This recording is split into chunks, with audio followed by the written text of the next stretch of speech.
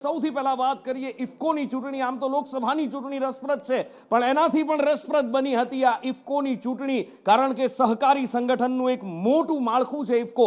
6 કરોડ ખેડૂતો એની સાથે જોડાયેલા છે અને એની અંદર ચૂંટણીમાં ભારતીય જનતા પાર્ટીએ બિપિન ગોતા સહકારના જે આગેવાન છે એમને આ મેન્ડેટ આપવામાં આવ્યો હતો અને એમના મેન્ડેટની સામે જયેશ રાદડિયાએ ફોર્મ ભર્યું હતું. ખૂબ રસપ્રદ આખો આ ચૂંટણી જંગ રહ્યો છે, કારણ કે આની અંદર જયેશ રાદડિયાની જીત થઈ હોવાના સમાચાર મળી રહ્યા છે.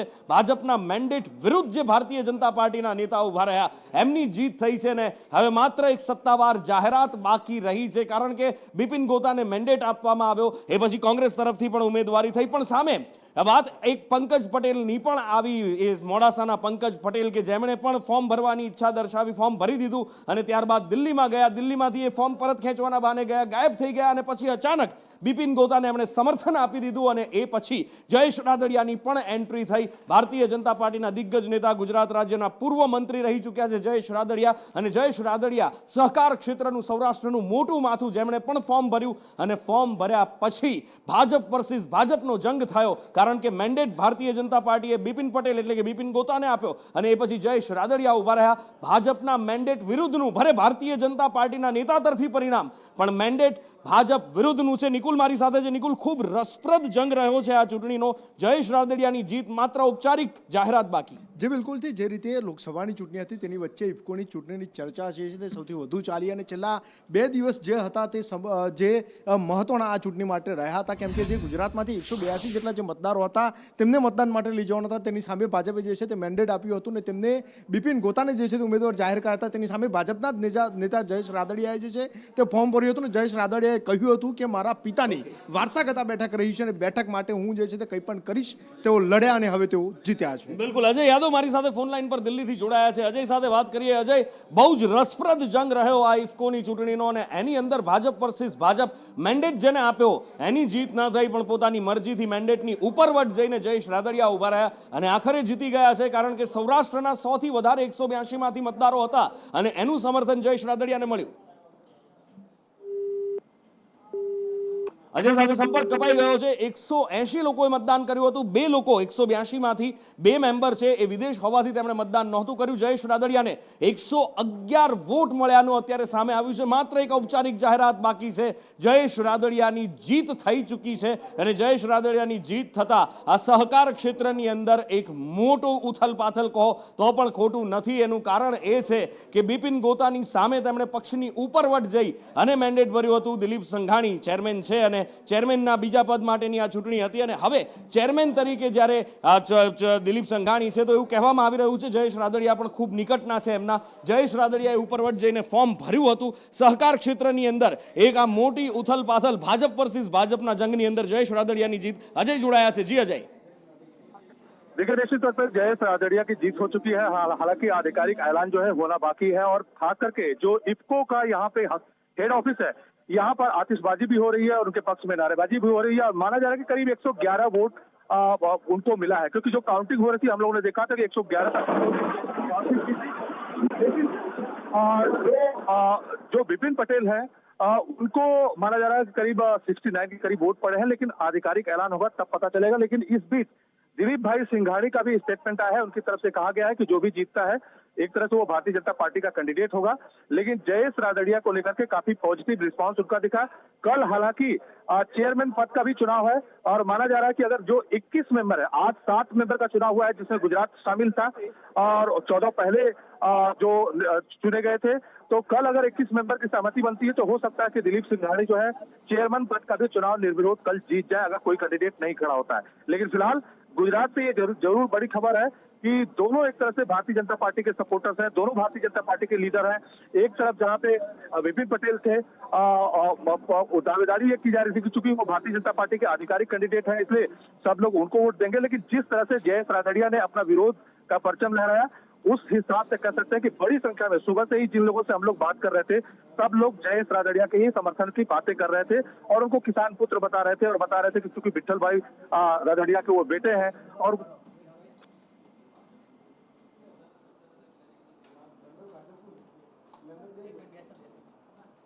માહિતી બદલ આભાર. અને જયેશ રાદડિયાની જીત થઈ ચૂકી છે. અહીંયા આગળ આ ઇફકોના જંગની અંદર, ઇફકોની ચૂંટણીની અંદર જયેશ રાદડિયા જીતી ચૂક્યા છે. સમાચાર મળી રહ્યા છે બિપિન ગોતાને 67 વોટ મળ્યા છે અને એની સામે જયેશ રાદડિયાની ભવ્ય જીત થઈ છે. એમના સમર્થનની અંદર ફટાકડા પણ ફૂટી ચૂક્યા હોવાના માહિતી મળી રહી છે.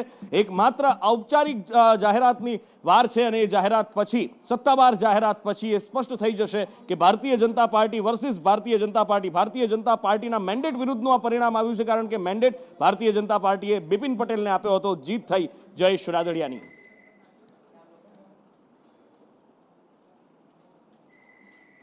અને આ જયેશ રાદડિયાની જીતની સાથે ભારતીય જનતા પાર્ટીમાં ક્યાંક એક તરફ ખુશી તો બીજી તરફ ઝટકો પણ છે. ભારતીય જનતા પાર્ટીને અત્યારે હરખાવવું કે પછી શું કરવું એ કદાચ અત્યારે એક વિમાસણ હોઈ શકે, કારણ કે ઘણા લાંબા સમયથી જયેશ રાદડિયા એક પદ માટેની ઝંખના એમની કહેવાઈ રહી હતી, કારણ કે એવી વાત પણ હતી કે આ ચૂંટણી 2022ની થઈ એ પછી संदेश न्यूज की टीम है जो इफ्को का जो हेड ऑफिस है, ये सामने आप देख सकते हैं, यहाँ पर खड़ी है और यहाँ पर बड़ी संख्या में जो डायरेक्टर पद के लिए चुनाव हो रहे हैं वहाँ पे समर्थक भी जुटे हुए हैं। और खास करके गुजरात से अगर बात करें तो खुद एक साइड में जहाँ जयेश रादडिया थे, वहीं दूसरी साइड में बिपिन पटेल, जिनको कहा जा रहा था भारतीय जनता पार्टी के आधिकारिक उम्मीदवार हैं, लेकिन बिपिन पटेल हार चुके हैं, जयेश रादडिया जीत चुके हैं। और यहाँ पर जो लोग उनको वोट करने के लिए आए थे उनसे बात करते हैं। अच्छा, ये बताएं कि जयेश रादडिया जीत चुके हैं? हाँ, जीत चुके हैं। आप लोग, अच्छा, आप लोगों को इस जीत से क्या उम्मीद अब लग रही है? अरे बहुत खुश है, बहुत खुश है। थोड़ा गुजराती में बताइए, चूंकि संदेश न्यूज के बहुत खुश है, बहुत आनंद है। આ જીત અમારા ખેડૂતોની જીત છે. જયેશભાઈની જીત એ અમારા ખેડૂતોની જીત છે. अच्छा, ये बताइए कि कल चेयरमैन पद का भी चुनाव है, तो क्या जयेश रादडिया चेयरमैन पद का भी चुनाव लड़ेंगे? तो हमको पता नहीं, वो दिलीप भाई बनेंगे. दिलीप क्या दिलीप भाई संघानी के सामने कोई कैंडिडेट खड़ा होगा या निर्विरोध होंगे? निर्विरोध होंगे. आप लोग खुश हैं? बहुत खुश। अच्छा, यहाँ पे कोई बिपिन पटेल का भी समर्थक है?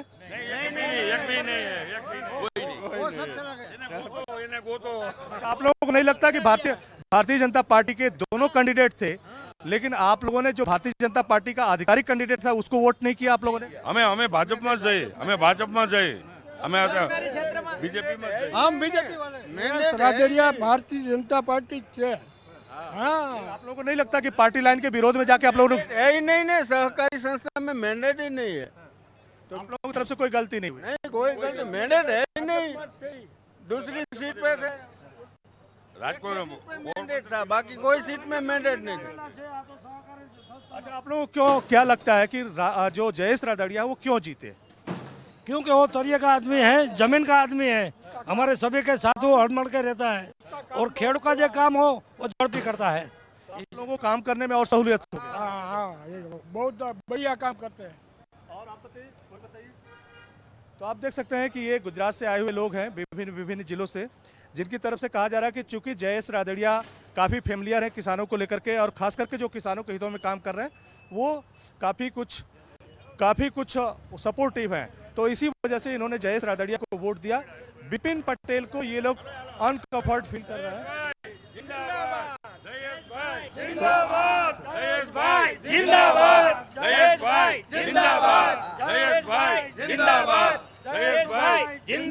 एक और विजुअल में दिखाना चाहूंगा। अभी थोड़ी देर पहले जब हम लोग लाइव कर रहे थे तो यहाँ पर देख सकते हैं कि आतिशबाजी हुई है, और जो भी गुजरात के जयेश रादडिया के सपोर्टर आए थे उन्होंने आतिशबाजी की, जयेश पटेल के समर्थन में नारे लगाए। हालांकि दिलीप संघाड़ी का भी स्टेटमेंट आया है, उन्होंने जयेश रादडिया को बधाई दी है, लेकिन जब संदेश न्यूज की टीम ने उनसे पूछा कि कल जो चेयरमैन पद का चुनाव होने वाला है क्या उसमें दिलीप संघाड़ी खड़े हो रहे हैं या नहीं खड़े हो रहे हैं, क्योंकि इसके पहले संदेश न्यूज ने जब बिपिन पटेल से पूछा था कि कल अगर दिलीप संघाड़ी चेयरमैन पद के लिए खड़े होते हैं तो क्या आपकी तरफ से समर्थन रहेगा, तब बिपिन पटेल की तरफ से विरोध दर्ज कराया गया और ये कहा गया कि अभी पार्टी की तरफ से जो चेयरमैन का पद का है उसका ऐलान नहीं किया गया है। तो ऐसे में कहीं ना कहीं वो दिलीप संघाड़ी से थोड़ा नाराज दिखाई दे रहे थे, लेकिन यहाँ पर पहले से यानी सुबह से ही जो माहौल था वो जयेश रादडिया के समर्थन में था। और साथ ही साथ दिलीप संघाड़ी ने भी खुद कहा कि 21 जो मेंबर्स कल बैठेंगे तो अगर उनकी सहमति बनती है तो हो सकता है कि वो निर्विरोध चेयरमैन पद के लिए सेलेक्ट हों, और हो सकता है कि अगर कोई दूसरा हो तो इलेक्शन होगा, लेकिन इसकी संभावना कम जताई जा रही है। यानी आज जयेश रादड़िया की विजय हुई है और ज्यादा संभावना ये जताई जा रही है कि कल हो सकता है कि दिलीप संघाणी इफ्को के चेयरमैन पद पे निर्विरोध चुने जाएं। जी બિનહરીફ દિલીપ સંઘાણી તો ચેરમેન પદે આવશે જ, પણ ડિરેક્ટર પદને લઈ અને જે ખેંચતાણ હતી, ભાજપ વર્સિસ ભાજપની આ ખેંચતાણ હતી, જયેશ રાદડિયા એવું કહેવાય છે કે છેલ્લા ઘણા લાંબા સમયથી એ નારાજ ચાલી રહ્યા હતા, કારણ કે મંત્રી હતા, ત્યારબાદ 2022ની ચૂંટણી આવી, એમનું મંત્રીપદ ગયું, એ પછી એક એવી પણ એમને હૈયા ધારણા હતી કે કદાચ લોકસભાની ચૂંટણી આવે છે, લોકસભાની ચૂંટણીની અંદર પણ તેમને કદાચ ટિકિટ મળી શકે છે, પણ મનસુખ માંડવિયા પોરબંદરથી લડ્યા, વિઠ્ઠલભાઈ ત્યાંથી લડતા હતા એ સીટ ઉપરથી, અને માટે જયેશ રાદડિયાની આશા હતી, અને માટે કદાચ એવું કારણ રાજકીય વિશ્લેષકો ચર્ચી રહ્યા છે કે જયેશ રાદડિયાએ પોતાનો દમખમ બતાવવા માટે કે હજી પણ વિઠ્ઠલભાઈની રિયાસત છે, વિઠ્ઠલભાઈની જે વારસદાર તરીકે એ પોતે એટલા જ સક્ષમ છે, સહકાર ક્ષેત્રમાં એમનો જ ડંકો ચાલે છે, એ બતાવવા માટે કદાચ એમણે આ રીતે મેન્ડેટની વિરુદ્ધમાં જઈ અને ઉમેદવારી પત્ર ભર્યું અને આખરે જીતીને સામે આવ્યા છે।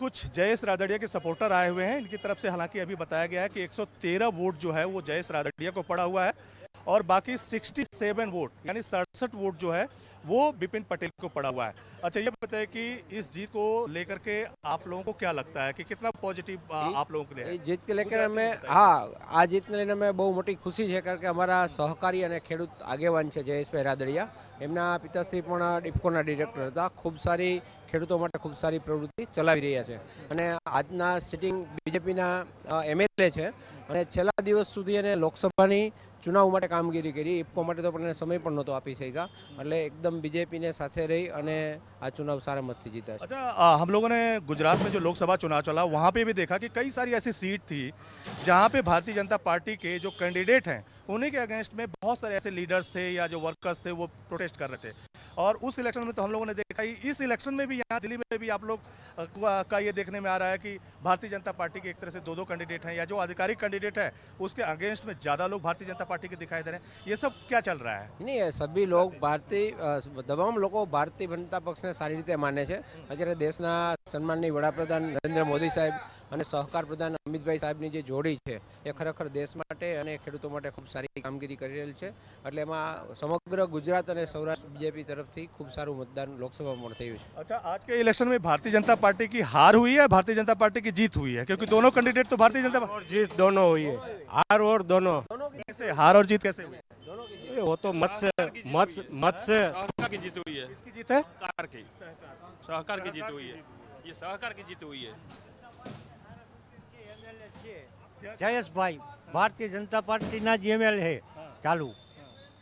तो इसमें आप लोगों को एक बार भी नहीं लगा कि अगर भारतीय जनता पार्टी ने विपिन पटेल को आधिकारिक उम्मीदवार बनाया है तो पार्टी लाइन जो कह रही है उसी के हिसाब से वोट देना चाहिए?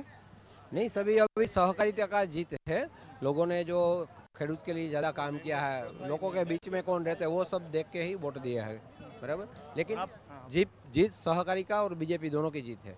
दोनों की जीत हुई है, और जिस तरह से गुजरात में उठापटक दिख रही थी उस तरह की नहीं है यहाँ पे? नहीं, बिल्कुल नहीं है। हमारा जो जयेशभाई रादडिया जी लास्ट डे तक रात को 12 बजे तक બિલકુલ અજય, મનસુખભાઈ માંડવિયા સાહેબ બિલકુલ અજય, આગળ પણ આપની સાથે વાત કરીશું। તો જે સહકારી આગેવાનો છે જે અહીંયાથી ગયા હતા ગુજરાતથી દિલ્હી આ ચૂંટણીની અંદર ભાગ લેવા માટે, એમનું કહેવું છે કે 113 વોટ મળ્યા છે જયેશ રાદડિયાને, બિપિન પટેલને 67 વોટ મળ્યા છે, અને આખરે ભારતીય જનતા પાર્ટી વર્સિસ ભારતીય જનતા પાર્ટીનો આ જંગ થઈ ગયો હતો, અને એની અંદર ઘણું બધું જોવા મળ્યું હતું, કારણ કે પંકજ પટેલ મોડાસાથી આવે છે, ઉમેદવારી પત્ર ભરે છે, અને પછી વાત સામે આવે છે કે ફરી ભાજપ સામે ભાજપનો આ જંગ થશે। પંકજ પટેલ રાતોરાત દિલ્હી પહોંચે છે, એમને કોઈ સમજાવટ કરવામાં આવે છે, દિલ્હી પહોંચી અને પોતાનું ફોર્મ પાછું ખેંચવાની વાત છે, બાથરૂમ જવાના બહાને એ ત્યાંથી ગાયબ થઈ જાય છે, અને પછી અચાનક થોડા દિવસ પછી સામે આવે છે, પોતાનું ફોર્મ પાછું ખેંચી લે છે, મોડાસા પહોંચે છે અને એવું કહે છે કે ભાઈ મારો સપોર્ટ બિપિન ગોતાને છે, ભારતીય જનતા પાર્ટીને એવું લાગે છે કે ચાલો ઘીના ઠામમાં ઘી પડી ગયું, હવે બધું જ બરાબર છે, બિપિનભાઈ કદાચ બિનહરીફ હવે જીતી જશે, બિપિનભાઈને બિનહરીફ કરાવવાની વાત ડિરેક્ટર પદ ઉપર હતી, પણ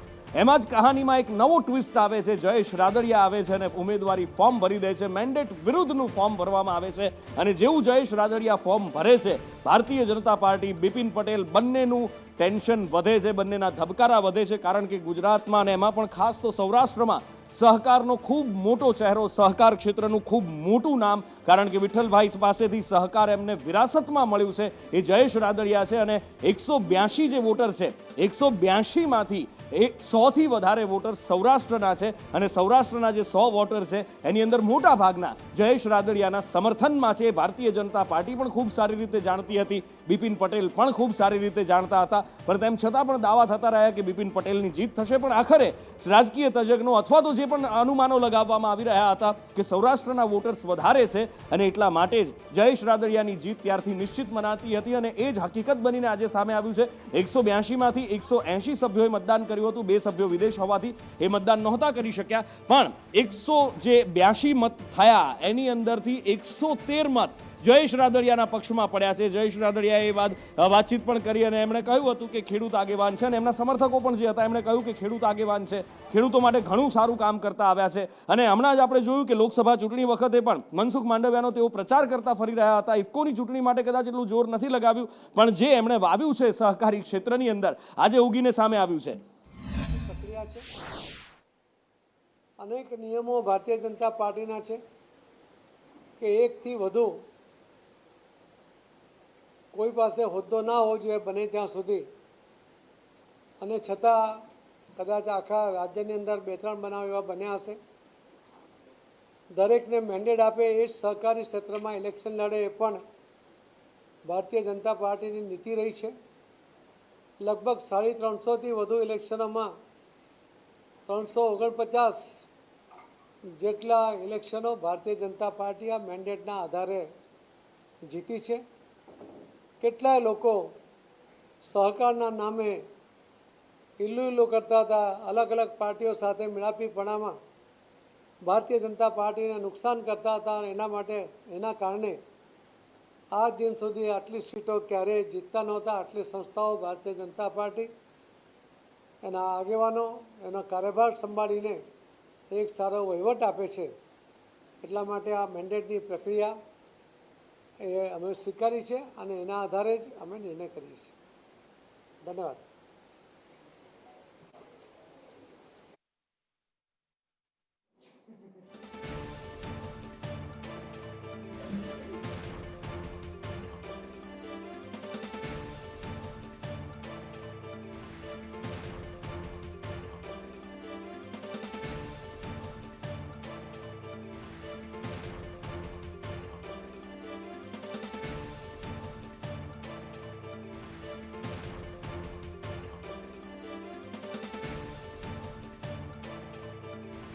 પાટીલે પરિણામ પહેલા જે નિવેદન આપ્યું હતું કે 350 ચૂંટણીઓ થઈ છે અને એમાં 349 ચૂંટણીઓ છે ભારતીય જનતા પાર્ટીના મેન્ડેટ ઉપર સહકાર ક્ષેત્રની અંદર જીતવામાં આવી છે અને કદાચ આ એક ચૂંટણી જે મેન્ડેટ ઉપર ન જીતાઈ હોય એની વાત કરી રહ્યા છે. હિરેન રાવલ મારી સાથે લાઈવ જોડાયા છે. હિરેન, ભારતીય જનતા પાર્ટી અત્યારે હરખાઈ રહી છે કે પછી અસમંજસમાં છે? કદાચ શું કરવું એ કદાચ ચિંતા હશે, કારણ કે મેન્ડેટ આપ્યો, બિપિન ગોતા હાર્યા, જીત્યું છે ભાજપ, જીતી છે ભારતીય જનતા પાર્ટી ઇફકોમાં, પણ જયેશ રાદડિયા મેન્ડેટ વિરુદ્ધ જઈને જીતી ગયા છે ને એ પણ ભવ્ય જીત છે.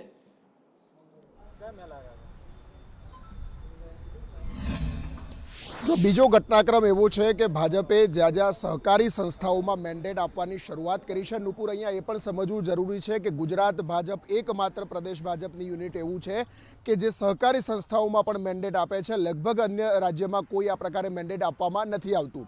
અગાઉ ફાર્મસી કાઉન્સિલની ચૂંટણી હતી ત્યારે પણ ભાજપે પોતાનું મેન્ડેટ છે એ પાછું ખેંચવું પડ્યું હતું અને અન્ય ઉમેદવારો છે એમણે ચૂંટણી જીતવા માટેની છૂટ આપવી પડી હતી. અહીંયા પણ એ જ સ્થિતિ જોવા મળી રહી છે. અગાઉનો ઘટનાક્રમ પણ યાદ કરવો પડે. જ્યારે ઉમેદવારોએ ફોર્મ ભર્યા પછી જામકંડોરણામાં જ્યારે અમિત શાહ સભા કરવા જાય છે ત્યારે જયેશ રાદડિયાના નિવાસસ્થાને ગયા હતા. એની સાથે ત્યાં મોહન કુંડારિયા પણ હતા, તેમની સાથે દિલીપ સંઘાણી પણ હતા. જો અમિત શાહ ઈચ્છતા તો એ જ દિવસે અથવા તો એ જ સમયે આ ઉમેદવારી ફોર્મ પાછું ખેંચાવી શકતા હતા જયેશ રાદડિયાનું, અથવા તો ત્યાંથી એમને બિપિન ગોતાના સમર્થનમાં રહેવું એ પ્રકારની સૂચના આપી શકાતી હતી.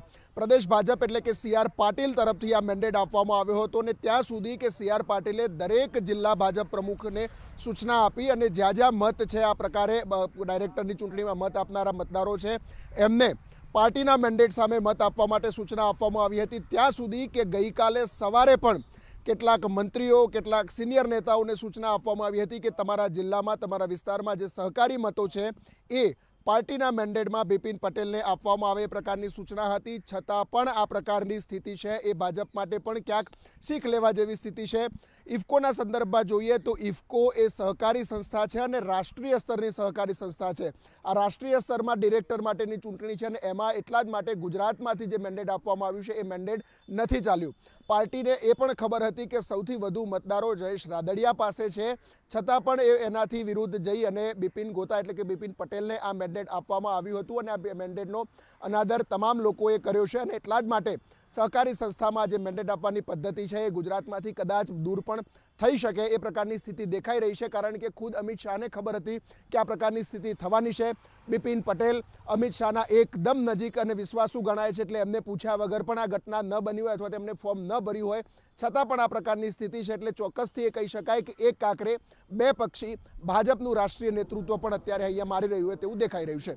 સહકાર ક્ષેત્રના સૌથી મોટા સમાચાર, અને અત્યાર સુધી કદાચ આવું ભાગ્યે જ જવલ્લે જ જોવા મળ્યું હોય. સહકાર ક્ષેત્રની અંદર ભારતીય જનતા પાર્ટીની ખૂબ મજબૂત પકડ, અને એમાં પણ જેને મેન્ડેટ આપવામાં આવ્યો ઇફકો, કે જે સૌથી મોટા એક સંગઠન માળખા, સહકારી માળખાનું એક ગણવામાં આવે છે.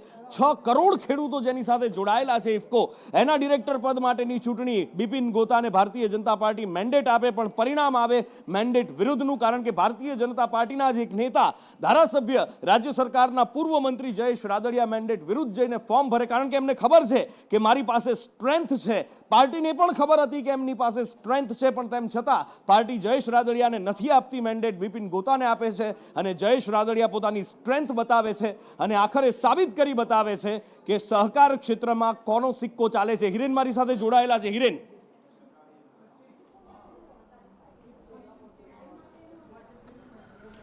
જયેશ રાદડિયાના પિતાજી વખતથી સહકારી ક્ષેત્રમાં અને એ પણ સૌરાષ્ટ્રમાં દબદબો એમનો રહ્યો છે અને એ દબદબો આજે પણ ફરીથી યથાવત રહ્યો છે.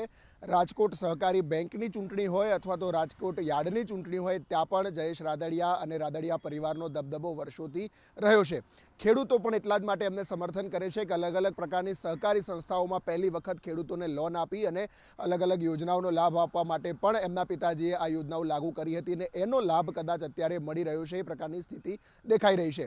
વાત ઇફકોની જોઈએ તો ઇફકોમાં પણ આ જ સ્થિતિ હતી. 2 દિવસ પહેલાં જ એટલે કે 7 તારીખે જ્યારે મતદાન પૂર્ણ થાય છે, એ મતદાન પૂરું કર્યા પછી તરત જ જયેશ રાદડિયા પોતાના સમર્થનમાં જેટલા પણ મતદારો છે એ તમામ સૌરાષ્ટ્રના મતદારોને લઈ અને દિલ્હી તરફ પ્રયાણ કર્યું હતું. જ્યારે પ્રદેશ ભાજપ ગઈકાલે સવારમાં પોતાના નેતાઓને સૂચના આપતું હતું કે આ ભાઈ સૌરાષ્ટ્રના જે નેતાઓ છે, સૌરાષ્ટ્રમાંથી આવતા મંત્રીઓ છે, એ મંત્રીઓને સૂચના આપવામાં આવી હતી કે તમારા વિસ્તારના જે મતદારો છે એ મતદારોને ભાજપ તરફી મતદાન કરે અને મેન્ડેટ આપે, એ પ્રકારની સૂચના આપવામાં આવે. પરંતુ ત્યારે ઘણું મોડું થઈ ચૂક્યું હતું, કારણ કે એ તમામ લોકો જે જયેશ રાદડિયાની સાથે ગયા હતા એમણે પોતાનો ફોન સ્વિચ ઓફ કરી દીધા હતા અને આજે સીધા મતદાન કરવા માટે ત્યાં પહોંચ્યા હતા. આના ઉપરથી સીધી વાત છે કે સહકારી સંસ્થાઓમાં જે મેન્ડેટ ગુજરાતમાં આપવામાં આવે છે એ મેન્ડેટ રાષ્ટ્રીય સ્તરની સંસ્થાઓ છે એની અંદર આજે ચાલ્યો નથી.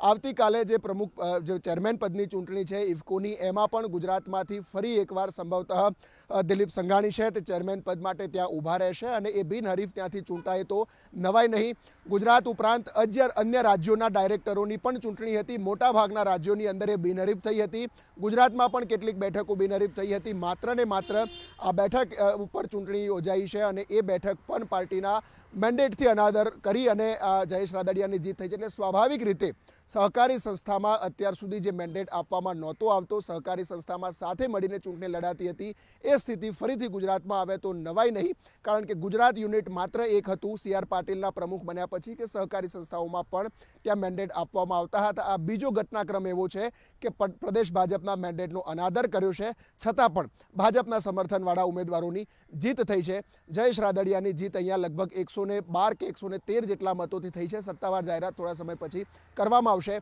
આ ભાજપ માટે પણ એક શીખ સમાન છે કે જો સહકારી સંસ્થાઓમાં જે નેતા પાસે જનાધાર છે, જે નેતા પાસે વધારે સમર્થન છે, એવા નેતાઓને આગળ કરવા જોઈએ. અને જે નેતાઓ પાસે જનાધાર નથી એવા નેતાઓને જો આગળ કરે તો પાર્ટીના મેન્ડેટ વિરુદ્ધનું મતદાન પણ અહીંયા થઈ શકે છે. અને કેડર બેઝ અને શિસ્તાની વાતો જે પાર્ટીમાં થાય છે એમાં આ પ્રકારના પરિણામો પણ આવી શકે છે.